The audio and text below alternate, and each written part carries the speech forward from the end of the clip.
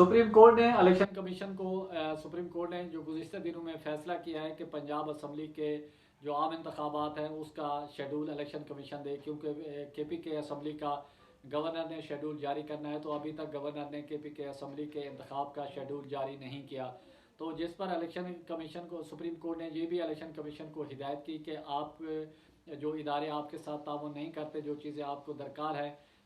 तो उस हवाले से अगर कोई आपको मसाइल का दरपेश है, कोई इदारे आपके साथ ताउन नहीं करते, कोई वजारतें ताउन नहीं करते, तो आप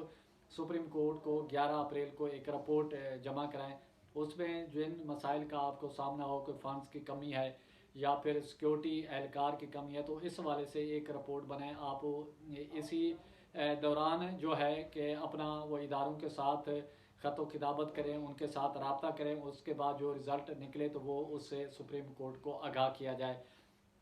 तो इस हवाले से वजारत ख़जाना ने जो इलेक्शन कमीशन को 21 अरब रुपए देने थे, क्योंकि के पी के असम्बली का अभी शेड्यूल जारी नहीं हुआ, जबकि पंजाब असम्बली का शेड्यूल जारी हो चुका है। वजारत ख़जाना ने पंजाब के लिए 10 अरब रुपए जारी कर दिया है, जबकि जो के पी के असम्बली का जब शेड्यूल आएगा तो उसके बाद जो बाकी रिमेनिंग अमाउंट है वो भी जारी कर दिया जाएगी। और इस हवाले से वज़ीर ख़जाना इसहाक़ डार ने भी प्रेस कॉन्फ्रेंस की, और उसमें एक तो उन्होंने अपना दुखड़ा सुनाया। उसमें उन्होंने कहा है कि उनके हवाले से IMF के इजलास में जाने के हवाले से मुख्तलिफ़ ख़बरें छपती रही हैं, और उनको जो वज़ीर आज़म ने IMF के उस इजलास में जाने से रोका था, जिसकी वजह से वो नहीं जा सके, लेकिन उनके हवाले से बेबुनियाद ख़बरें चलाई गई, और एक मखसूस जमात है जो पाकिस्तान को कमज़ोर करना चाह रही है,